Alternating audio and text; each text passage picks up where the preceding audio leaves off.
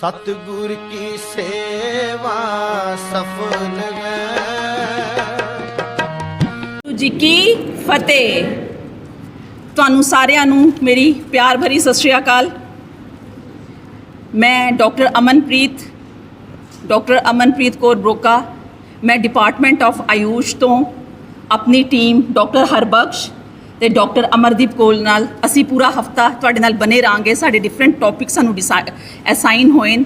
ਅਸੀਂ different health ਦੇ ਬਾਰੇ ਵਿੱਚ ਆਯੁਰਵੇਦ ਪਰਸਪੈਕਟਿਵਸ ਲੈ ਕੇ, ਕਿਉਂਕਿ Ayurveda is way of life, ਤੇ ਅਸੀਂ ਆਯੁਰਵੇਦ ਨੂੰ ਲੈ ਕੇ ਤੁਹਾਡੇ ਸਾਹਮਣੇ ਕਾਫੀ ਚੀਜ਼ਾਂ ਰੱਖਾਂਗੇ। ਜਨਰਲ ਹੈਲਥ ਦੇ ਬਾਰੇ ਵਿੱਚ ਵੀ ਡਿਸਕਸ ਕਰਾਂਗੇ। ਆਉਣ ਵਾਲੇ ਹਫਤੇ ਵਿੱਚ ਤੁਹਾਡੇ ਨਾਲ ਜੁੜੇ ਰਹਾਂਗੇ।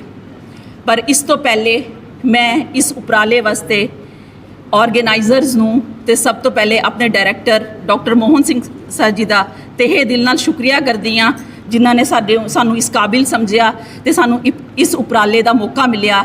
ਵਾਹਿਗੁਰੂ ਦਾ ਲੱਖ ਲੱਖ ਸ਼ੁਕਰ ਕਿ ਮੈਂ ਵੀ ਇਸ ਉਪਰਾਲੇ ਦਾ ਕਿਸੇ ਵੀ ਤਰ੍ਹਾਂ ਨਾਲ ਪਾਰਟ ਬਣੀ। ਇੱਕ ਹੁਣ ਅਸੀਂ ਜਿਸ ਤਰ੍ਹਾਂ ਵੀ ਮੈਂ ਕਿਹਾ ਹੈ ਹੁਣੇ, ਆਯੁਰਵੇਦ ਇੱਕ ਵੇ ਆਫ ਲਾਈਫ ਹੈ, ਜੀਵਨ ਜੀਣ ਦਾ ਇੱਕ ਤਰੀਕਾ। ਸਵੇਰੇ ਅੰਮ੍ਰਿਤ ਵੇਲੇ ਉੱਠ ਕੇ ਰਾਤੀ ਕੀਰਤਨ ਸੋਹਿਲੇ ਤੱਕ ਅਸੀਂ ਆਪਣੀ ਸਵੇਰੇ ਅੰਮ੍ਰਿਤ ਵੇਲੇ ਉੱਠ ਕੇ ਰਾਤੀ ਕੀਰਤਨ ਸੋਹਿਲੇ ਤੱਕ ਅਸੀਂ ਆਪਣੀ ਬੋਡੀ ਕੌਨਸਟੀਟਿਊਸ਼ਨ ਦੇ ਹਿਸਾਬ ਨਾਲ, ਦਿਨ ਰਾਤ ਦੇ ਹਿਸਾਬ ਨਾਲ, ਸਰਦੀ ਗਰਮੀ ਦੇ ਹਿਸਾਬ ਨਾਲ ਜੋ ਕੁਝ ਕਰਨਾ ਹੈ, ਜੋ ਕੁਝ ਖਾਣਾ ਹੈ, ਜੋ ਕੁਝ ਪੀਣਾ ਹੈ, ਜੋ ਸਾਡੀਆਂ ਐਕਟੀਵਿਟੀਜ਼ ਹੋਣਗੀਆਂ, ਉਹ ਸਭ ਆਯੁਰਵੇਦ ਦੱਸਦਾ ਹੈ। ਆਯੁਰਵੇਦ ਸਾਨੂੰ ਦੱਸਦਾ ਹੈ ਕਿ ਅਸੀਂ ਕੀ ਕਰਨਾ ਹੈ, ਕਦੋਂ ਕਰਨਾ ਹੈ, ਕੀ ਖਾਣਾ ਹੈ, ਕਿੰਨਾ ਖਾਣਾ ਹੈ, ਸਭ ਕੁਝ ਡਿਟੇਲ ਵਿੱਚ। ਤੇ ਹੁਣ ਮੈਂ ਇਹ ਕਹਿਣਾ ਚਾਹਾਂਗੀ, ਅਸੀਂ ਬਚਪਨ ਤੋਂ ਹੀ ਸਿੰਪੋਜ਼ੀਅਮਸ ਵਿੱਚ ਪਾਰਟਿਸਿਪੇਟ ਕਰਦੇ ਆ ਰਹੇ ਹਾਂ। ਤੇ ਜਦੋਂ ਹੈਲਥ ਦਾ ਕੋਈ ਵੀ ਟੌਪਿਕ ਆਉਂਦਾ ਹੈ, ਅਸੀਂ ਕੀ ਲਿਖਦੇ ਹਾਂ? Health is wealth. If wealth is lost nothing is lost, if health is lost everything is lost ਲਿਖਦੇ ਹਾਂ। ਤੇ ਫਿਰ ਨਾਲ ਜਦੋਂ ਸਾਨੂੰ ਮੰਮੀ ਕੋਈ ਸੋਨੇ ਦੀ ਵਾਲੀਆਂ ਜਾਂ ਕੋਈ ਅਸੀਂ ਸ਼ਰਟ ਬਾਹਰੋਂ ਖਰੀਦਣ ਕੇ ਲਿਆਉਂਦੇ ਹਾਂ, ਸੰਭਾਲ ਕੇ ਰੱਖਦੇ ਹਾਂ। ਆਪਣੀ ਕਿੰਨੀ ਸੰਭਾਲ ਕੇ ਰੱਖਦੇ ਹਾਂ ਨਾ, ਸਹੇਜ ਕੇ ਰੱਖਦੇ ਹਾਂ। ਤੇ ਪਰ ਆਪਣੀ ਅਸੀਂ ਹੈਲਥ ਨਾਲ ਤਾਂ ਇਸ ਤਰ੍ਹਾਂ ਨਹੀਂ ਕਰਦੇ। ਜੋ ਕੁਛ ਗੰਦ ਬਲਾ, ਬਸ ਜੋ ਜੀਭ ਨੂੰ ਅੱਛਾ ਲੱਗਣਾ ਚਾਹੀਦਾ ਅਸੀਂ ਸਭ ਕੁਝ ਆਪਣੇ ਪੇਟ ਵਿੱਚ ਪਾ ਲੈਂਦੇ ਹਾਂ। ਹੁਣੇ ਮੇਰੇ ਤੋਂ ਪਹਿਲੇ ਜਿਹੜਾ ਲੈਕਚਰ ਹੋਇਆ ਉਸ ਦੇ ਵਿੱਚ ਡਿਟੇਲ ਵਿੱਚ ਗੱਲ ਹੋਈ। ਮੈਂ ਇੰਨੀ ਡਿਟੇਲ ਵਿੱਚ ਗਰੋਥ ਐਂਡ ਡਿਵੈਲਪਮੈਂਟ ਕਰਕੇ, ਗਰੋਥ ਐਂਡ ਨਿਊਟ੍ਰੀਸ਼ਨ ਕਰਕੇ ਮੇਰਾ ਇੱਕ ਟੌਪਿਕ ਹੈ, ਮੈਂ ਉਸ ਦੇ ਵਿੱਚ ਤੁਹਾਡੇ ਨਾਲ ਗੱਲ ਕਰਾਂਗੀ। ਲੇਕਿਨ ਮੈਂ ਹਾਲੇ ਇਹ ਕਹਿਣਾ ਚਾਹ ਰਹੀ ਹਾਂ ਕਿ ਮਾਈ ਹੈਲਥ ਇਜ਼ ਮਾਈ ਰਿਸਪੋਂਸਿਬਿਲਿਟੀ। ਜਿਹੜੀ ਮੇਰੀ ਸਿਹਤ ਹੈ ਔਰ ਮੇਰੀ ਰਿਸਪੋਂਸਿਬਿਲਿਟੀ ਹੈ, ਉਹ ਮੇਰੀ ਮੰਮੀ ਦੀ ਵੀ ਰਿਸਪੋਂਸਿਬਿਲਿਟੀ ਨਹੀਂ ਹੈ। ਅਸੀਂ ਬੱਚੇ ਕੀ ਕਰਦੇ ਹਾਂ? ਮੰਮੀ ਦੁੱਧ ਦਾ ਗਲਾਸ ਪੀ ਲਿਆ, ਮਾਂ ਦੇ ਉੱਪਰ ਅਹਿਸਾਨ ਕਰ ਦਿੱਤਾ ਕਿ ਅਸੀਂ ਇੱਕ ਦੁੱਧ ਦਾ ਗਲਾਸ ਪੀ ਲਿਆ ਹੈ। ਇਹ ਚੀਜ਼ ਤੁਸੀਂ ਨਹੀਂ ਕਰਨੀ ਹੈ। ਤੁਹਾਡੀ ਹੈਲਥ ਤੁਹਾਡੀ ਰਿਸਪੋਂਸਿਬਿਲਿਟੀ ਹੈ। ਅਗਰ ਤੁਹਾਨੂੰ ਕੱਲ੍ਹ ਦਰਦ ਹੋਏਗੀ, ਮਾਂ ਨੂੰ ਨਾਲ ਦਰਦ ਹੋਏਗੀ, ਲੇਕਿਨ ਭੁਗਤਣਾ ਕਿਸਨੇ ਭੁਗਤਣਾ ਹੈ? ਜਿੰਨੀ ਦਰਦ ਤੁਹਾਨੂੰ ਹੋਏਗੀ ਉਹ ਕੋਈ ਨਹੀਂ ਭੁਗਤੇਗਾ, ਉਹ ਤੁਸੀਂ ਹੀ ਦੇਖੋਗੇ। ਤੇ ਇਸ ਕਰਕੇ ਅਸੀਂ ਅਗਰ ਕੋਈ ਵੀ ਆਦਤ ਅਸੀਂ ਅਗਰ ਪਾਣੀ ਹੈ, ਇਸ ਉਮਰ ਵਿੱਚ ਪੈ ਜਾਏ ਤੇ ਬਹੁਤ ਅੱਛੀ ਗੱਲ ਹੋ ਜਾਂਦੀ ਹੈ। ਤੇ ਅਗਰ ਸਾਡੀ ਏਜ ਤੱਕ ਆ ਕੇ ਆਦਤਾਂ ਜਿਹੜੀਆਂ ਹਨ ਚੇਂਜ ਕਰਨੀਆਂ, ਇਟ ਇਜ਼ ਕੁਆਇਟ ਡਿਫਿਕਲਟ। ਸਾਡੇ ਵਾਸਤੇ ਕਾਫੀ ਮੁਸ਼ਕਿਲ ਹੁੰਦੀ ਆ ਆਦਤਾਂ ਚੇਂਜ ਕਰਨ ਵਾਸਤੇ।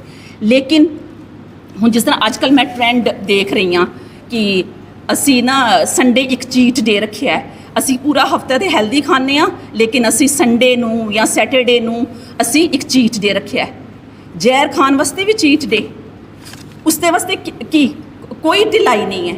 ਅਗਰ ਦਵਾਈ ਦੀ ਅਗਰ 1 mg ਦੀ ਕੋਈ ਦਵਾਈ ਤੁਹਾਡੀ ਸਿਹਤ ਉੱਪਰ ਕੋਈ ਅਸਰ ਕਰਦੀ ਹੈ, ਤੇ ਇਹ ਤੇ ਅਸੀਂ ਗ੍ਰਾਮਸ ਕਿੰਨੇ ਜ਼ਿਆਦਾ 500 ਗ੍ਰਾਮਸ ਜਾਂ ਇੰਨੇ ਨਾ ਜ਼ਿਆਦਾ ਚੀਜ਼ਾਂ ਖਾ ਲੈਂਦੇ ਹਾਂ। ਜਾਂ ਕਿੰਨਾ ਜ਼ਿਆਦਾ ਦੱਸਿਆ ਕਿ ਕੋਲਡ ਡਰਿੰਕਸ ਬੋਡੀ ਵਾਸਤੇ ਠੀਕ ਨਹੀਂ ਹਨ, ਉਹਨਾਂ ਵਿੱਚ ਪੈਸਟੀਸਾਈਡਸ ਹੁੰਦੇ ਨੇ। ਫਿਰ ਵੀ ਅਸੀਂ ਆਪਣੇ ਵਿੱਚ ਕੰਟਰੋਲ ਨਹੀਂ ਕਰ ਸਕਦੇ। ਅਸੀਂ ਕਹਿੰਦੇ ਹਾਂ ਕਿ ਅੱਜ ਚੀਟ ਡੇ ਹੈ ਕਿ ਅਸੀਂ ਥੋੜ੍ਹਾ ਜਿਹਾ ਜ਼ਹਿਰ ਖਾਣਾ ਹੈ। ਇਹ ਗੱਲਾਂ ਥੋੜ੍ਹਾ ਆਈ ਥਿੰਕ ਮੈਂ ਤੁਹਾਨੂੰ ਸਿਰਫ ਝਕਝੋਰਨ ਵਾਸਤੇ ਕਹਿ ਰਹੀ ਹਾਂ ਕਿ ਚੀਜ਼ ਦੇ ਆਪਣੇ ਆਪ ਨੂੰ ਧੋਖਾ ਨਹੀਂ ਅਸੀਂ ਦੇਣਾ। ਪੂਰੀ ਦੁਨੀਆ ਖਾਂਦੀ ਰਹੇ, ਕੀ ਫ਼ਰਕ ਪੈਂਦਾ, ਲੇਕਿਨ ਤੁਸੀਂ ਨਹੀਂ ਖਾਣਾ। ਸੈਲਫ ਕੰਟਰੋਲ, ਹੁਣੇ ਗੱਲ ਹੋ ਰਹੀ ਸੀ ਕਿ ਸਭ ਤੋਂ ਜ਼ਿਆਦਾ ਡਿਫਿਕਲਟ ਕੀ ਚੀਜ਼ ਹੈ? Self control is also A very difficult thing. ਤੁਹਾਡੇ ਸਾਹਮਣੇ ਸਾਰੇ ਖਾ ਰਹੇ ਹੋਣਗੇ, ਸਾਰੇ ਸਾਹਮਣੇ ਟੀਵੀ ਦੇਖ ਰਹੇ ਹੋਣਗੇ, ਤੁਹਾਡਾ ਐਗਜ਼ਾਮ ਹੈ, ਤੁਹਾਨੂੰ ਸੈਲਫ ਕੰਟਰੋਲ ਚਾਹੀਦਾ ਹੈ। ਮੈਂ ਇਹ ਵਾਲਾ ਸੀਰੀਅਲ ਹੈ, ਅੱਜ ਕੱਲ੍ਹ ਤਾਂ YouTube ਹੈ। ਸਾਡੇ ਵੇਲੇ ਹੁੰਦਾ ਸੀਗਾ ਕਿ ਇੱਕ ਵਾਰੀ ਕੁਝ ਚੀਜ਼ ਮਿਸ ਹੋ ਗਈ, ਉਹ ਦੁਬਾਰਾ ਅਸੀਂ ਨਹੀਂ ਦੇਖ ਸਕਦੇ ਸੀ। ਲੇਕਿਨ ਅੱਜ ਕੱਲ੍ਹ ਤਾਂ ਤੁਸੀਂ ਆਰਾਮ ਨਾਲ ਦੇਖ ਸਕਦੇ ਹੋ। ਅੱਜ ਕੱਲ੍ਹ ਤੇ ਮਤਲਬ ਕਈ ਚੀਜ਼ਾਂ ਬੜੀ ਜਲਦੀ ਅਵੇਲੇਬਲ ਹੋ ਜਾਂਦੀਆਂ, ਲੇਕਿਨ ਸੈਲਫ ਕੰਟਰੋਲ ਵੀ ਬਹੁਤ ਜ਼ਿਆਦਾ ਡਿਫਿਕਲਟ ਹੈ। ਤੇ ਲੇਕਿਨ ਅਗਰ ਔਰ ਇੰਨਾ ਮੁਸ਼ਕਿਲ ਵੀ ਨਹੀਂ ਹੈ, ਅਗਰ ਤੁਸੀਂ ਇੱਕ ਵਾਰੀ ਸੋਚ ਲਿਆ, ਅਗਰ मन के हारे हार है, मन के जीते जीत है ना, तो मन ने अगर सोच लिया कि मैं ये चीज़ नहीं करनी है तो फिर वो करना बहुत ज़्यादा आसान हो जाता है, वो तुसी आराम नाल कर पाते हो। सिर्फ एक माइंड गेम है, ये माइंड विच सोचण दी गल है। हुण असी हैल्थ उपर आने आ, नैक्सट स्लाइड। ਅੱਜ मैं थोड़ा जिहा जनरल सोशल कुछ टॉपिक्स भी डिस्कस करांगी ਜਿਹੜੇ ਮੈਨੂੰ ਕਾਫੀ ਅਖਰਦੇ ਹਨ। ਉਸ ਤੋਂ ਪਹਿਲੇ ਮੈਂ ਆਯੁਰਵੇਦ ਵਿੱਚ ਹੈਲਥ ਨੂੰ ਕਿਸ ਤਰ੍ਹਾਂ ਲਿਆ ਜਾਂਦਾ ਹੈ, ਕੀ ਕਿਹਾ ਜਾਂਦਾ ਹੈ ਹੈਲਥ ਨੂੰ, ਉਸ ਬਾਰੇ ਵਿੱਚ ਅੱਜ ਮੈਂ ਡਿਸਕਸ ਕਰਾਂਗੀ। ਹੁਣ ਜਿਹੜੀ ਮੈਂ ਤੁਹਾਡੇ ਨਾਲ ਇਹ ਵਾਲੀ ਗੱਲ ਕੀਤੀ ਹੈ ਕਿ ਅਸੀਂ ਇਹ ਚੀਜ਼ ਖਾਂਦੇ ਹਾਂ, ਕੁੜੀਆਂ ਵਿੱਚ ਖਾਸ ਕਰਕੇ ਇਹ ਸਾਰੀਆਂ ਚੀਜ਼ਾਂ ਖਾਣ ਨਾਲ PCOD ਦੀ ਬੜੀ ਜ਼ਿਆਦਾ ਪ੍ਰੋਬਲਮਸ, ਆਈ ਥਿੰਕ ਜਿਹੜੀਆਂ ਐਡੋਲੈਸੈਂਟ ਗਰਲਸ ਹਨ ਉਹ ਬਹੁਤ ਜ਼ਿਆਦਾ ਸਫਰ ਕਰ ਰਹੇ ਨੇ। ਇੰਨਾ ਜ਼ਿਆਦਾ ਦੁੱਖ ਹੁੰਦਾ ਹੈ, ਛੋਟੀਆਂ ਛੋਟੀਆਂ ਕੁੜੀਆਂ ਇੰਨੀਆਂ PCOD ਦੀ ਪ੍ਰੋਬਲਮ ਸਾਡੇ ਨਾਲ ਲੈ ਕੇ ਆਉਂਦੀਆਂ। ਅਸੀਂ ਕੀ ਕਰੀਏ? ਦਵਾਈਆਂ ਕਿੰਨਾ ਕੁ ਕੰਮ ਕਰਨਗੀਆਂ ਜਦ ਤੱਕ lifestyle, it is a lifestyle disorder, ਜਦ ਤੱਕ ਤੁਹਾਡਾ ਲਾਈਫ ਸਟਾਈਲ ਠੀਕ ਨਹੀਂ ਹੋਏਗਾ, ਤੁਹਾਡਾ ਖਾਣ ਪਾਣ ਰਹਿਣ ਸਹਿਣ ਠੀਕ ਨਹੀਂ ਹੋਏਗਾ, ਦਵਾਈਆਂ ਨੇ ਕਿੰਨਾ ਕੰਮ ਕਰਨਾ ਹੈ। ਔਰ ਦਵਾਈਆਂ ਦਾ ਇਹ ਹੈ ਕਿ ਇੱਕ ਦਵਾਈ ਇੱਕ ਅਸਰ ਕਰਦੀ ਹੈ ਤੇ 2 ਤੇ 4 ਸਾਈਡ ਇਫੈਕਟ ਛੋੜ ਜਾਂਦੀ ਹੈ। ਤੇ ਇਸ ਕਰਕੇ ਬੇਟਾ ਸੈਲਫ ਕੰਟਰੋਲ ਕਰਕੇ ਅਗਰ ਜ਼ਿੰਦਗੀ ਜੀਣਾ ਹੈ, ਔਰ ਹੁਣ ਤੁਸੀਂ ਇੱਕ ਕੁਐਸਚਨ ਇਹ ਆ ਜਾਏਗਾ ਕਿ ਅਗਰ ਮੈਨੂੰ ਕੋਈ ਤਕਲੀਫ ਹੈ ਤਾਂ ਕਿਸੇ ਨੂੰ ਕੀ ਪ੍ਰੋਬਲਮ ਹੈ ਉਸ ਨਾਲ। ਇੱਕ ਨੇਸ਼ਨ ਵਾਸਤੇ ਇੱਕ ਯੂਥ, ਇੱਕ ਬੱਚਾ ਇੱਕ ਐਸੈਟ ਹੋਣਾ ਚਾਹੀਦਾ ਹੈ, ਉਸ ਦਾ ਲਾਇਬਿਲਿਟੀ ਨਹੀਂ ਹੋਣਾ ਚਾਹੀਦਾ। ਅਗਰ ਤੁਸੀਂ ਬਿਮਾਰ ਹੋ ਤੇ ਤੁਸੀਂ ਆਪਣੀ ਫੈਮਿਲੀ ਵਾਸਤੇ, ਪਹਿਲੇ ਆਪਣੇ ਵਾਸਤੇ, ਫਿਰ ਆਪਣੀ ਫੈਮਿਲੀ ਵਾਸਤੇ, ਆਪਣੀ ਸੁਸਾਇਟੀ ਵਾਸਤੇ, ਆਪਣੇ ਦੇਸ਼ ਵਾਸਤੇ, ਫਿਰ ਪੂਰੇ ਇਸ ਅਰਥ ਉੱਪਰ ਇੱਕ ਲਾਇਬਿਲਿਟੀ ਹੋ, ਤੁਸੀਂ ਐਸੈਟ ਨਹੀਂ ਹੋ।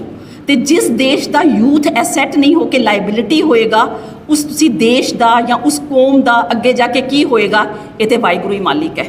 ਤੇ ਅਸੀਂ ਹੁਣ ਜਿੰਨੀਆਂ ਵੀ ਅੱਛੀਆਂ ਗੱਲਾਂ, ਪਰਸਨੈਲਿਟੀ ਡਿਵੈਲਪਮੈਂਟ ਦੀ ਗੱਲ ਕਰ ਰਹੇ ਹਾਂ, ਕੈਰੀਅਰ ਦੀ ਗੱਲ ਕਰ ਰਹੇ ਹਾਂ, ਸਿਹਤ ਹੀ ਠੀਕ ਨਹੀਂ ਹੈ ਤੇ ਕੀ ਕੈਰੀਅਰ? ਸਿਹਤ ਹੀ ਠੀਕ ਨਹੀਂ ਹੈ ਤੇ ਤੁਸੀਂ ਸੋਹਣੇ ਸਿੱਖ ਬਣ ਹੀ ਨਹੀਂ ਸਕਦੇ। ਸੋ ਮਾਈ ਹੈਲਥ ਇਜ਼ ਮਾਈ ਰਿਸਪੋਂਸਿਬਿਲਿਟੀ, ਮੇਰੀ ਜਿਹੜੀ ਹੈਲਥ ਹੈ ਉਹ ਮੇਰੀ ਜ਼ਿੰਮੇਵਾਰੀ ਹੈ, ਕਿਸੇ ਹੋਰ ਦੀ ਨਹੀਂ। ਤੇ ਇਸ ਦੀ ਦੇਖਭਾਲ ਮੈਂ ਹੀ ਕਰਨੀ ਹੈ। ਤੇ ਇਹ ਜਿਹੜੇ ਅੱਜ ਕੱਲ੍ਹ ਜਿਹੜੇ ਵੀ ਡਿਜ਼ੀਜ਼ਸ ਹਨ, ਜਿਹੜੇ ਇੰਬੈਲੈਂਸ ਤੋਂ, ਜਾਂ ਜਿਸ ਤਰ੍ਹਾਂ ਆਯੁਰਵੇਦ ਵਿੱਚ ਵਾਤ ਪਿੱਤ ਕਫ ਦੇ ਇੰਬੈਲੈਂਸ ਤੋਂ ਹੁੰਦਾ, ਉਹਨਾਂ ਦਾ ਟ੍ਰੀਟਮੈਂਟ ਹੋ ਜਾਂਦਾ ਹੈ। ਲੇਕਿਨ ਲਾਈਫ ਸਟਾਈਲ ਡਿਸਆਰਡਰਸ ਦਾ ਟ੍ਰੀਟਮੈਂਟ, ਇੱਕ ਬਿਮਾਰੀ ਆਉਂਦੀ ਹੈ ਜਾਂਦੀ ਹੈ, ਦੂਜੀ ਆ ਜਾਂਦੀ ਹੈ, ਉਸ ਦੀਆਂ ਸਾਈਡ ਇਫੈਕਟਸ ਹਨ, ਉਸ ਦੀਆਂ ਕੰਪਲੀਕੇਸ਼ਨਸ ਹਨ।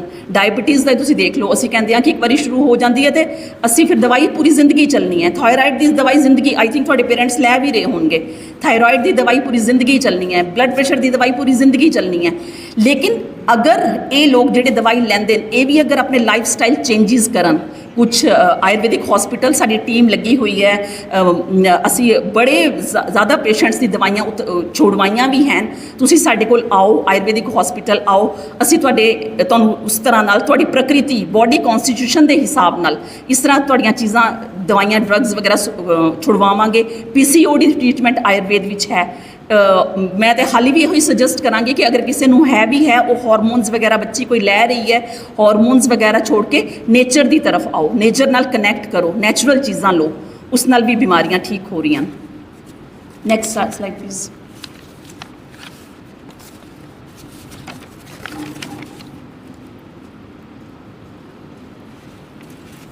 ਹੁਣ ਆਯੁਰਵੇਦ ਵਿੱਚ ਹੈਲਥ ਨੂੰ ਕਿਹਾ ਗਿਆ ਹੈ ਕਿ ਸਾਡੇ ਦੋਸ਼ ਹੁੰਦੇ ਨੇ, ਟਿਸ਼ੂਜ਼ ਹੁੰਦੇ ਨੇ, ਤੇ ਅੰਦਰ ਜਿਹੜੇ ਮਲ ਹੁੰਦੇ ਨੇ, ਜਿਹੜੇ ਵੇਸਟ ਪ੍ਰੋਡਕਟ ਹੈ, ਉਹਨਾਂ ਦਾ ਬੈਲੈਂਸ ਜਿਹੜਾ ਹੈ ਉਹ ਹੈਲਥ ਹੈ।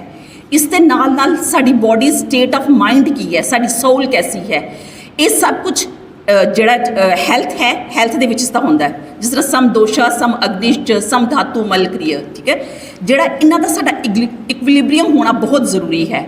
ਨਾਲ ਜਿਹੜੀ ਡਾਈਜੈਸਟਿਵ ਫਾਇਰ ਹੈ ਸਾਡੇ ਅੰਦਰ, ਜਿਹੜਾ ਕੁਛ ਹੁਣ ਅਸੀਂ ਮੈਟਾਬੋਲਿਜ਼ਮ ਦੀ ਗੱਲ ਕੀਤੀ, ਆਯੁਰਵੈਦਿਕ ਕੰਸੈਪਟ ਵਿੱਚ ਜਿਹੜਾ ਮੈਟਾਬੋਲਿਜ਼ਮ ਹੈ ਉਹ ਅਗਨੀ ਹੈ, ਡਾਈਜੈਸਟਿਵ ਫਾਇਰ ਹੈ, ਜੋ ਸਾਰਾ ਸਾਡਾ ਡਾਈਜੈਸਟ ਕਰਦੀ ਹੈ। ਔਰ ਜੋ ਵੀ ਸਾਡੀ ਐਂਜ਼ਾਈਮੈਟਿਕ ਐਕਟੀਵਿਟੀਜ਼ ਬੋਡੀ ਵਿੱਚ ਹੋ ਰਹੀਆਂ ਹਨ, ਉਹ ਸਾਰਾ ਉਹ ਡਾਈਜੈਸਟਿਵ ਫਾਇਰ ਹੀ ਕਰਦੀ ਹੈ।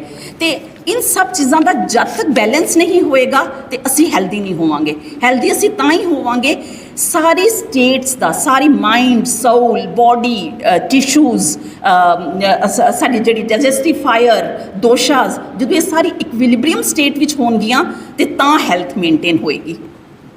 ਹੁਣ ਅਸੀਂ ਪਹਿਲੇ WHO ਨੇ ਜਿਹੜੀ ਡੈਫੀਨੇਸ਼ਨ ਦਿੱਤੀ ਸੀ ਉਹ ਦਿੱਤੀ ਸੀ complete physical and social wellbeing ਕਰਕੇ, ਠੀਕ ਹੈ, ਜਾਂ ਐਬਸੈਂਸ ਆਫ ਡਿਜ਼ੀਜ਼ ਔਰ ਇਨਫਰਮਿਟੀ ਕਰਕੇ।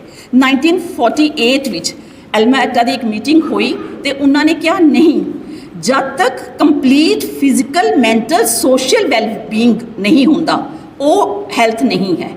ਹੈਲਥ ਤਾਂ ਹੀ ਹੈ ਜਦੋਂ ਇੱਕ ਬੰਦਾ ਫਿਜ਼ੀਕਲੀ, ਮੈਂਟਲੀ, ਸੋਸ਼ਲੀ ਬਿਲਕੁਲ ਠੀਕ ਹੋਏਗਾ, ਉਸਦੇ ਸਾਰੇ ਹਿਊਮਰਸ ਜਿਹੜੇ ਹਨ ਉਹ ਇਕਵਿਲਿਬਰੀਅਮ ਸਟੇਟ ਵਿੱਚ ਹਨ, ਉਹ ਹੈਲਥ ਹੈ। ਸਿਰਫ ਐਬਸੈਂਸ ਆਫ ਡਿਜ਼ੀਜ਼ ਔਰ ਇਨਫਰਮਿਟੀ ਹੈਲਥ ਨਹੀਂ ਹੈ। ਆਈ ਥਿੰਕ ਤੁਹਾਨੂੰ ਸਮਝ ਆ ਰਿਹਾ ਹੋਏਗਾ।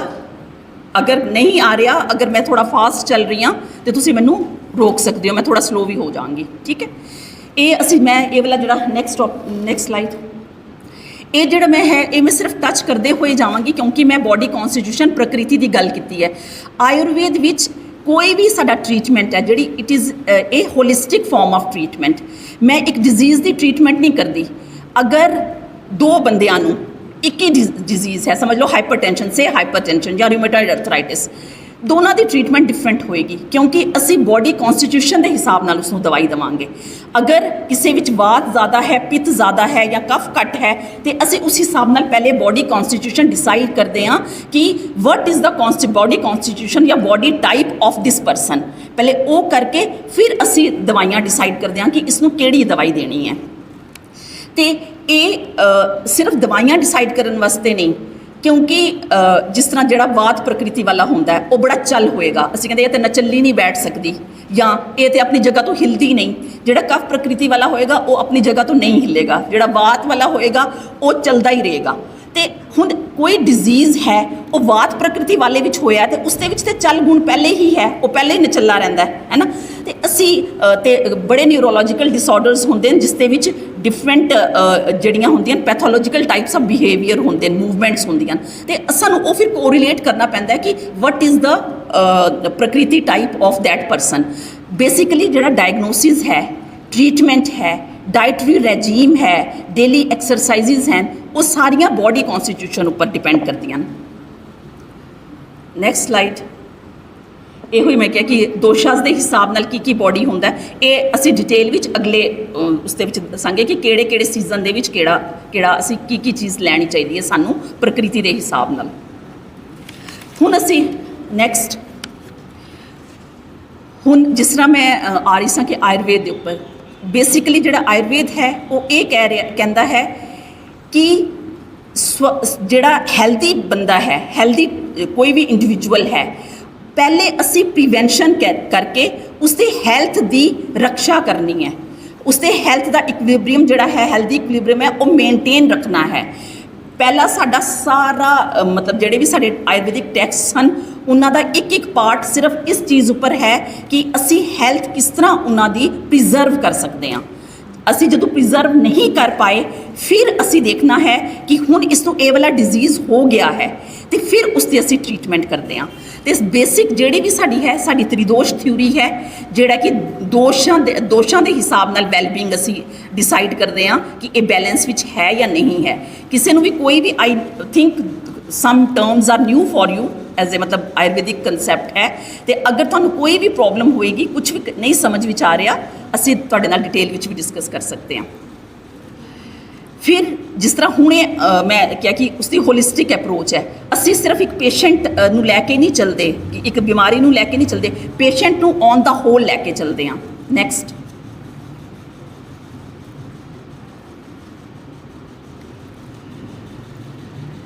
ਫਿਰ ਜਦੋਂ ਤੁਸੀਂ ਛੋਟੇ ਸੀਗੇ ਜਾਂ ਆਯੁਰਵੇਦ ਤੋਂ ਤੁਸੀਂ ਇਹ ਸਮਝਦੇ ਹੋ ਕਿ ਜਿੱਥੋਂ ਤੱਕ ਮੇਰਾ ਖਿਆਲ ਹੈ ਅਗਰ ਕੁਝ ਚੇਂਜ ਹੋਇਆ ਤਾਂ ਤੁਸੀਂ ਬੋਲ ਵੀ ਸਕਦੇ ਹੋ ਕਿ ਅਸੀਂ ਕਿਸੇ ਪਲਾਂਟ ਡਿਟੋਕਸ਼ਨ ਜਾਂ ਕੋਈ ਕਾੜਾ ਪੀ ਲਿਆ, ਕੋਈ ਚੂਰਨ ਚਟਨੀ ਲੈ ਲਈ, ਹੈ ਨਾ, ਇਸ ਤਰ੍ਹਾਂ ਨਾਲ ਜਿਹੜੀ ਟ੍ਰੀਟਮੈਂਟ ਹੋਏਗੀ ਉਹ ਹੋਏਗੀ। ਤਾਂ ਬੇਸਿਕਲੀ ਜਿਹੜਾ ਆਯੁਰਵੇਦ ਹੈ ਸਾਡੀ ਬਾਡੀ ਪੰਜ ਮਹਾਭੂਤ ਨਾਲ ਬਣੀ ਹੈ ਤੇ ਜਿਹੜਾ ਸਾਡੀ ਨੇਚਰ ਹੈ ਉਹ ਵੀ ਪੰਜ ਮਹਾਭੌਤਿਕ ਹੀ ਹੈ। ਪੰਜ ਮਹਾਭੂਤ ਕੀ ਹੁੰਦੇ ਨੇ ਪਤਾ ਹੈ ਕਿਸੇ ਨੂੰ? जल अग्नि पृथ्वी है ना वायु, ये सारे पंच महाभूतन आकाश एक ते नेचर भी इसे चीज़ नाल बनी है। जिस तरह कहते हैं कि मिट्टी है शरीर ते मिट्टी ही हो जाना है, बेसिकली साडा नैचुरल बीइंग है तो इसते नेचर नाल ही मिल जाना है। तो जदों असी इस तों नैचुरल प्रोडक्ट्स नैचुरल बनिया हुई दवाइयां मतलब कैमिकली प्रोड्यूस्ड नहीं सिंथैटिक नहीं असी वो देने तो वो साडे शरीर विच घट तो घट साइड इफेक्ट्स प्रोड्यूस करदियां या नहीं ही करदियां। वो तां ही करदियां जदों या असी कोई अधिक मात्रा विच लै लईए या साडी उसकी जिहड़ी डोजेज हैं असी वो फॉलो ना करिए, अदरवाइज वो साडी वननेस के कारण साडी बॉडी विच साइड इफेक्ट्स प्रोड्यूस नहीं करदियां। नैक्सट तो ये जिहड़ा भी असी करैक्टिंग मैकेनिज्म है आयुर्वेद का वो जो नेचर के नाल एक अलाइनमेंट विच हुंदा है तो साइड इफेक्ट्स भी नहीं होंदे ते नाल असी बहुत जल्दी हैल्दी ते वो भी हो जाते हैं। नैक्सट हुण ये तो मैं तुहानूं कंसैप्चुअल दसदा जी असी ये करना चाहिए ये हुंदा है, लेकिन ये असी हुण करना किस तरह है ये मैं शॉर्ट भी दसांगी। 24 घंटे हुंदे दिन दे विच, ठीक है, तुसी इस नूं 8 × 3 24 8 आवर्स विच तुसी डिवाइड कर लो। 8 घंटे की स्लीप बहुत ज़रूरी है। हुण अजकल बच्चे की करते हैं ईयरफोन लगाए दा हुंदा है कन्ना विच कोई भी म्यूजिक मूवी वट एवर लगे दा हुंदा है वो सो रहे होंदे ने, वो नींदर नहीं तुहाडी पूरी होएगी। तुहाडा माइंड रिलैक्स होना चाहिए सोन वक्त ताकि तुहाडी बॉडी नूं हीलिंग दा टाइम मिले, तुहाडी बॉडी हील होए, तुहाडा मैंटल स्टेटस इंप्रूव होए। इस दिन में तुसी जो कुछ भी किया है वो तुसी अनडू करना है। असी कंप्यूटर विच करते हैं ना अनडू, है ना, जो कुछ भी नैगेटिविटी है तुसी उसको अनडू करना है।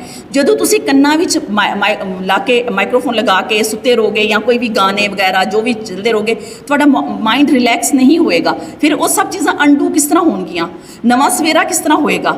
अद्धे तो ज़्यादा बच्चे ईवन वड्डे भी जिन्होंने आदत पै गई है राती पूरा पबजी चलता है, खेलते हो ना पबजी, कौन कौन खेलता है।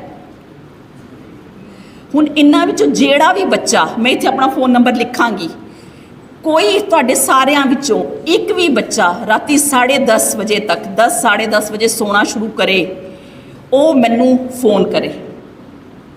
तो अगर मैनू एक भी फ़ोन आ गया तो मैं सोचांगी कि जिहड़ा मैं इत्थे खड़े होकर लैक्चर दिता है उसका मैनू कुछ फ़ायदा होया है। एक भी बच्चा, लेकिन झूठा फ़ोन नहीं करना, सच्चा ही करना है। कोई पबजी छोड़ दे, राती गाने नहीं सुनने हम, कंट्रोल योर सेल्फ। एक बार नींदर आ जाएगी फिर कुछ नहीं। 8 घंटे दी बच्चे स्लीप बहुत ज़रूरी है। तुसी पिछले दिन दा पिछले महीने दा सब कुछ अपनी बॉडी तो अपने दिमाग तो अनडू करना है। बॉडी नू हीलिंग दा टाइम चाहिए है ना। एक साडा खान पान खराब हो गया, एक असी अपना स्क्रीन टाइम वध गया कोविड की वजह नाल, दूसरा असी की कर लिया अपना सोना ही नहीं। राती जो तुसी 1 2 3 बजे सोवोगे, अमृत वेले तुसी सोवोगे तो उठोगे कितने बजे, 12 1 बजे 2 बजे। तो ब्रेकफास्ट जिहड़ा 8 9 बजे तो पहले हो जाना चाहिए, वो तो होएगा ही नहीं। तो ये जे सारा की हो जाता है, ये सारा इम्बैलेंस क्रिएट हो जाता है। ठीक है, हुण ये मैं तुहानूं दस दिता। हुण ये करना किस तरह है, पहला rise and shine. Next slide. अमृत वेले नहीं तो थोड़ा जल्दी उठो, जिस मर्जी वाहिगुरू नूं याद करना है वाहिगुरू नूं याद करो, या जो भी तुहाडा दिल करता है मैडिटेट करना है, पाठ करना है। मतलब ये जिहड़ा टाइम है ये वाहिगुरू दा टाइम है, ये उपर वाले दा नाल असीं लैना है। उस टाइम ते उठ के ते अगर उठोगे तो शाइन करोगे, राइज एंड शाइन। फिर एक्सरसाइज करनी है, वो तुसी अपना आजकल बहुत ज़्यादा अवेलेबल है, तुसी अपने हिसाब नाल अगर तुसी साडे कोलों कंसल्ट करना है, साडी उत्थे योगा OPD चल रही है, पंचकर्मा विच असी एक्सरसाइजिज करवा रहे हैं फॉर पैराप्लेजिक और अदर पेशेंट्स नूं भी। तुसी आके साडे नाल उत्थे कोई भी राय लेना चाह सकते हो, अपने फैमिली मैंबर्स नूं कोई राय चाहिदी है एक्सरसाइज के बारे विच ते वो साडे कोल आके लै सकता है। तुसी थोड़ी जी 15 20 25 मिनट अद्धा घंटा एक्सरसाइज करनी है वाहिगुरू दा नाम लैन तो बाद। ईट राइट, ये बड़ी ज़्यादा गल हो चुकी है ईट राइट ऊपर। Eat right and on time.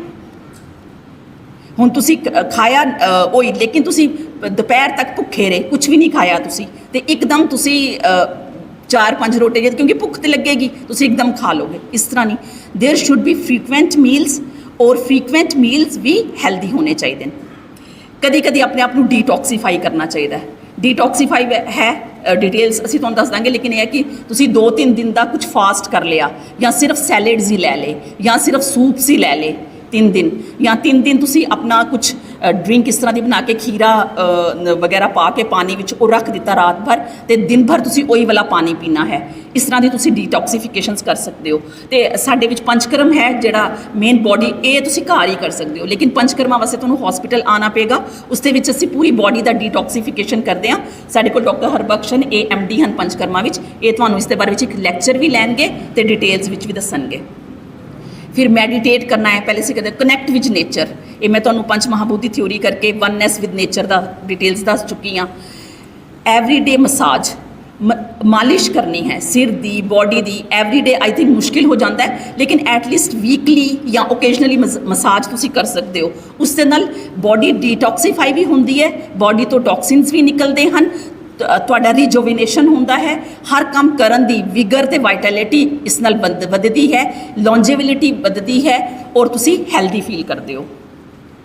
Sound sleep, ਇਸ ਦੇ ਬਾਰੇ ਵਿੱਚ ਤਾਂ ਮੈਨੂੰ ਲੱਗਦਾ ਹੈ ਕਾਫੀ ਲੰਬਾ ਲੈਕਚਰ ਹੋ ਗਿਆ ਤੇ ਮੈਂ ਫੋਨ ਦੀ ਵੇਟ ਕਰਦੇ ਰਹਿਣਾ ਹੈ, ਕੋਈ ਨਾ ਕੋਈ ਤੇ ਆਏਗਾ, ਠੀਕ ਹੈ। ਤੇ ਰੀਕ੍ਰੀਏਸ਼ਨ ਵੀ ਬਹੁਤ ਜ਼ਰੂਰੀ ਹੈ। ਅਸੀਂ ਹੁਣ ਕਹਿ ਰਹੇ ਹਾਂ ਕਿ ਕੈਰੀਅਰ ਓਰੀਐਂਟੇਸ਼ਨ, ਅਸੀਂ ਕੈਰੀਅਰ ਵੀ ਹੋਣਾ ਚਾਹੀਦਾ, ਇਹ ਵੀ ਹੋਣਾ ਚਾਹੀਦਾ। Take out some time for yourself. ਪੜ੍ਹਾਈ ਅਗਰ ਤੁਸੀਂ ਦਿਲ ਲਗਾ ਕੇ 2-4 ਘੰਟੇ ਕਰੋਗੇ ਉਹ ਵੀ ਬਹੁਤ ਹੈ ਦਿਲ ਲਗਾ ਕੇ, ਲੇਕਿਨ ਅਗਰ ਦਿਮਾਗ ਵਿੱਚ 4-5 ਚੀਜ਼ਾਂ ਹੋਰ ਘੁੰਮਦੀਆਂ ਹੋਣਗੀਆਂ ਔਰ ਕਿਤਾਬ ਅੱਗੇ ਖੁੱਲੀ ਰਹੇਗੀ, ਉਸ ਦਾ ਕੋਈ ਫਾਇਦਾ ਨਹੀਂ, ਠੀਕ ਹੈ। ਹੌਬੀ ਜਾਂ ਇਜ਼ ਅ ਸਟ੍ਰੈਸ ਬਸਟਰ। ਤੁਹਾਨੂੰ ਪੜ੍ਹਾਈ ਦੀ ਟੈਨਸ਼ਨ ਹੋ ਗਈ ਹੈ, ਮੇਰੇ ਨੰਬਰ ਘੱਟ ਆ ਗਏ, ਤੁਸੀਂ ਡਾਂਸ ਕਰਦੇ ਹੋ, ਥੋੜ੍ਹਾ ਜਿਹਾ ਡਾਂਸ ਕਰ ਲਓ, ਜ਼ੁੰਬਾ ਕਰਦੇ ਹੋ, ਥੋੜ੍ਹਾ ਜਿਹਾ ਜ਼ੁੰਬਾ ਕਰ ਲਓ। ਹਾਂ, ਪਲਾਂਟਸ ਨੂੰ ਪਾਣੀ ਦੇ ਕੇ ਤੁਹਾਨੂੰ ਖੁਸ਼ੀ ਮਿਲਦੀ ਹੈ, ਪਲਾਂਟਸ ਨੂੰ ਪਾਣੀ ਦੇ ਦਿਓ, ਬੁੱਕ ਰੀਡ ਕਰ ਲਓ, ਹੈ ਨਾ, ਪੇਂਟਿੰਗ ਕਰ ਲਓ। ਮਤਲਬ ਦੇਰ R lots of, I think ਤੁਹਾਡੀਆਂ ਬੜੇ ਬੱਚਿਆਂ ਦੀ ਬੜੀਆਂ ਹੌਬੀਜ਼ ਹੋਣਗੀਆਂ, ਲੇਕਿਨ ਇੱਕ ਨਾ ਇੱਕ ਹੌਬੀ। ਡਾਂਸ ਕਰਨ ਵਾਸਤੇ ਇਹ ਨਹੀਂ ਕਿ ਕਿਸੇ ਡਾਂਸਿੰਗ ਸਕੂਲ ਹੁਣ ਅੱਜ ਮੰਮੀ ਦੇ ਪਿੱਛੇ ਜਾ ਕੇ ਪੈ ਜਾਓ ਜੀ, ਕਿਹਾ ਹੈ ਮੈਡਮ ਨੇ ਕਿਹਾ ਹੈ ਜੀ ਡਾਂਸ ਸਾਨੂੰ ਆਉਣਾ ਚਾਹੀਦਾ, ਮੈਨੂੰ ਤਾਂ ਜ਼ੁੰਬਾ ਕਲਾਸ ਹੀ ਕਰਨੀ ਹੈ। ਇੱਕ ਹੱਥ ਉੱਥੇ ਮਾਰਿਆ, ਇੱਕ ਹੱਥ ਉੱਥੇ ਮਾਰਿਆ, ਡਾਂਸ ਲਗਾਇਆ, ਲੱਤ ਉੱਥੇ ਜਾ ਰਹੀ ਹੈ, ਡਾਂਸ ਕਰਕੇ ਆਪਣੇ ਆਪ ਨੂੰ ਸਟ੍ਰੈਸ ਮਤਲਬ ਫ੍ਰੀ ਕਰੋ ਤੇ ਦੁਬਾਰਾ ਹੋ ਜਾਓ। ਉਸ ਦੇ ਵਾਸਤੇ ਕੋਈ ਕਲਾਸ ਲੈਣ ਦੀ ਜ਼ਰੂਰਤ ਨਹੀਂ ਹੈ। Just relax yourself to focus on your aim. ਹੁਣੇ ਗੱਲ ਹੋਈ ਹੈ ਕਿ ਅਸੀਂ ਆਪਣੇ ਏਮ ਉੱਪਰ ਕਿਸ ਤਰ੍ਹਾਂ ਫੋਕਸ ਕਰੀਏ। ਜਦੋਂ ਤੁਸੀਂ ਰਿਲੈਕਸ ਨਹੀਂ ਹੋਵੋਗੇ ਤਾਂ ਫੋਕਸ ਨਹੀਂ ਕਰ ਪਾਓਗੇ। ਇਸ ਕਰਕੇ healthy mind is in healthy body. Healthy body ਵਿੱਚ ਹੈਲਦੀ ਮਾਈਂਡ ਹੈ ਔਰ ਹੈਲਦੀ ਮਾਈਂਡ ਉਸੇ ਵਿੱਚ ਹੋਏਗਾ ਜਿਹੜੀ ਬੋਡੀ ਹੈਲਦੀ ਹੋਏਗੀ, ਠੀਕ ਹੈ ਨਾ। ਤੇ ਇਹ ਸਭ ਚੀਜ਼ਾਂ ਵਾਈਸ ਸੇ ਵਰਸਾ ਚੱਲਦੀਆਂ ਔਰ ਬਾਕੀ ਸਾਰੀਆਂ ਚੀਜ਼ਾਂ ਹੈਲਥ ਤੋਂ ਬਾਅਦ ਹੀ ਚੱਲਦੀਆਂ। ਇਸੇ ਕਰਕੇ ਮੇਰੇ ਖਿਆਲ ਆਰਗੇਨਾਈਜ਼ਰਸ ਨੇ ਹਫਤੇ ਵਿੱਚ ਹੈਲਥ ਉੱਪਰ ਇੱਕ ਲੈਕਚਰ ਰੱਖਿਆ ਹੀ ਰੱਖਿਆ ਹੈ, ਕਿਉਂਕਿ ਉਹਨਾਂ ਨੂੰ ਵੀ ਪਤਾ ਹੈ ਕਿ ਹੈਲਥ ਤੋਂ ਬਿਨਾਂ ਹੋਰ ਕੁਝ ਹੋਏਗਾ ਨਹੀਂ। ਹੁਣ ਇਹ ਹੈਲਥ ਦਾ ਤੇ ਹੋ ਗਿਆ। ਹੁਣ ਮੈਂ ਇਸ ਪਲੇਟਫਾਰਮ ਤੇ ਖੜੀ ਹਾਂ ਤੇ ਮੈਂ 2-3 ਚੀਜ਼ਾਂ ਮੈਨੂੰ ਦਿਮਾਗ ਵਿੱਚ ਆਉਂਦੀਆਂ ਜਿਹੜਾ ਕਿ ਮੈਂ ਚਾਹੁੰਦੀ ਹਾਂ ਕਿ ਮੈਂ ਤੁਹਾਡੇ ਨਾਲ ਸ਼ੇਅਰ ਕਰਾਂ।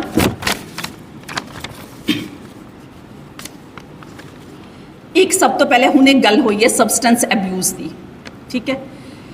ਬੜਾ ਦੁੱਖ ਹੁੰਦਾ ਹੈ ਜਦੋਂ ਆਪਣੇ ਬੱਚੇ ਜਿਨ੍ਹਾਂ ਨੂੰ ਅਸੀਂ ਮਤਲਬ ਮੈਨੂੰ ਤੇ ਇਹ ਲੱਗਦਾ ਹੈ ਕਿ ਗੁਰੂ ਗੋਬਿੰਦ ਸਿੰਘ ਜੀ ਨੇ ਆਪਣੇ 4 ਸਾਹਿਬਜ਼ਾਦਿਆਂ ਦੀ ਸ਼ਹੀਦੀ ਕੀ ਇਹ ਦੇਖਣ ਵਾਸਤੇ ਕਰਵਾਈ ਹੈ।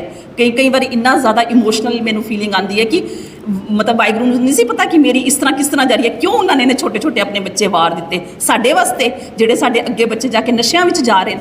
ਬੜਾ ਉਹ ਦਿਲ ਖਰਾਬ ਹੁੰਦਾ ਹੈ। ਲੇਕਿਨ ਚਲੋ ਇਹ ਮੇਰਾ ਆਪਣਾ ਪਰਸਨਲ ਉਹ ਹੈ।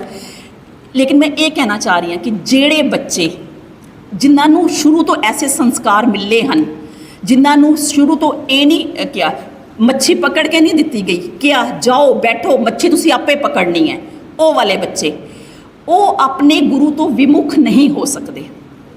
ਜਿਨ੍ਹਾਂ ਨੂੰ ਸ਼ੁਰੂ ਤੋਂ ਅਸੀਂ ਸਾਖੀਆਂ ਸੁਣਾਈਆਂ ਹਨ, ਜਿਨ੍ਹਾਂ ਨੂੰ ਸ਼ੁਰੂ ਤੋਂ ਪਤਾ ਹੈ ਕਿ ਸਾਡੀ ਕੌਮ ਵਾਸਤੇ ਕਿੰਨੇ ਬਲੀਦਾਨ ਦਿੱਤੇ ਗਏ ਨੇ, ਤੇ ਉਹ ਵਿਮੁਖ ਨਹੀਂ ਹੋ ਸਕਦੇ।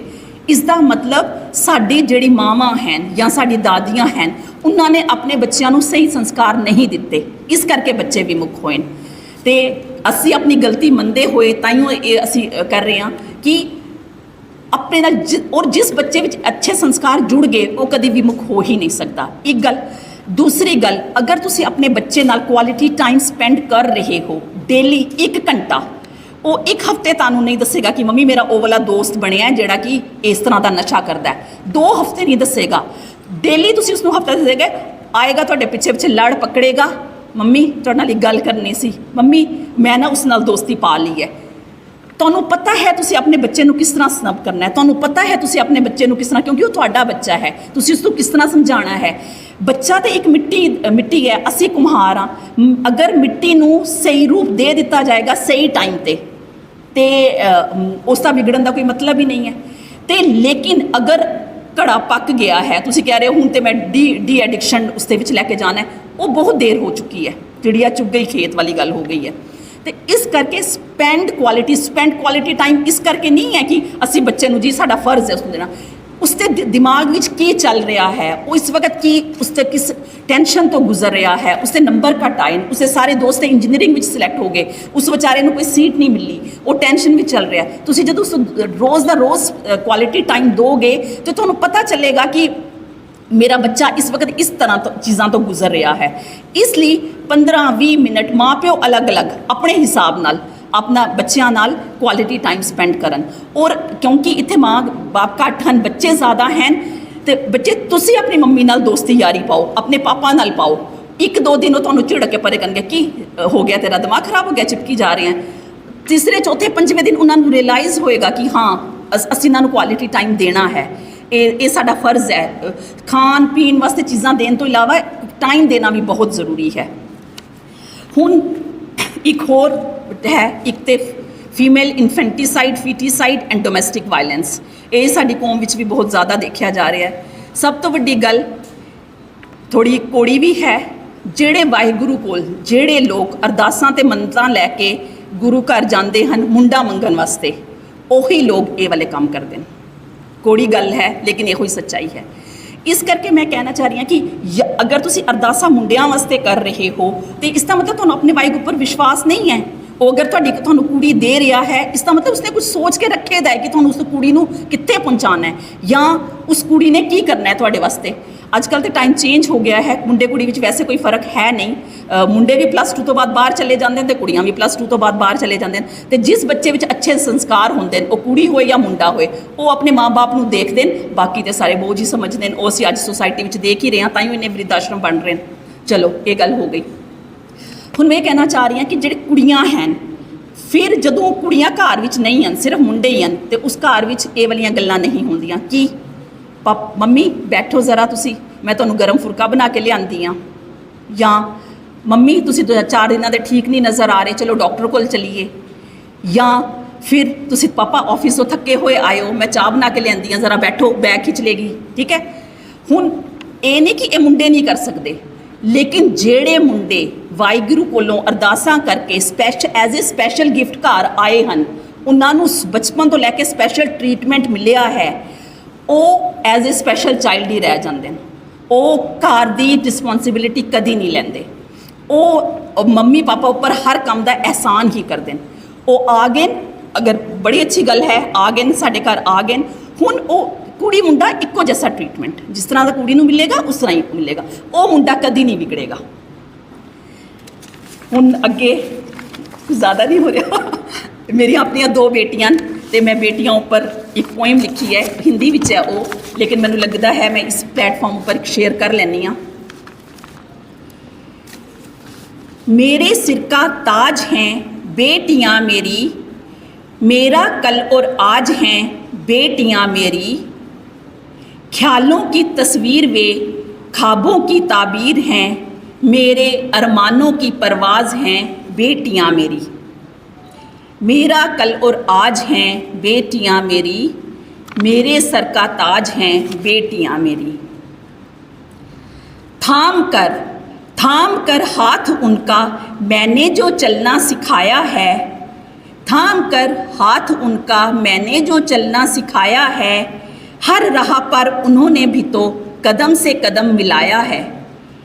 मेरी पतंग की डोर सी बेटियां मेरी, पतंग मेरी ज़िंदगी है, मेरी फैमिली है।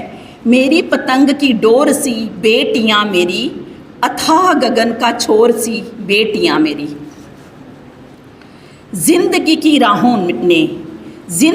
राहों में कई बार भरमाया है, जिंदगी की राहों ने कई बार भरमाया है, स्याह काली रातों ने बार बार डराया है।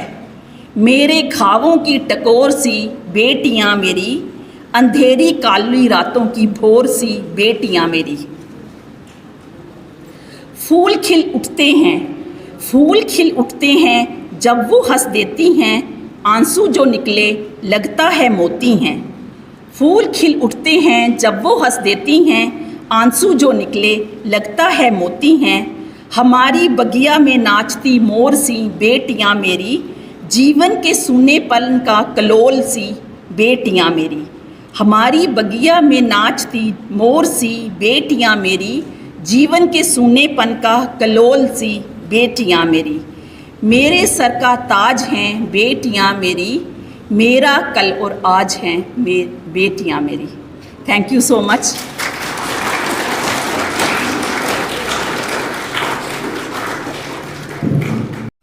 सतगुर की सेवा सफल है,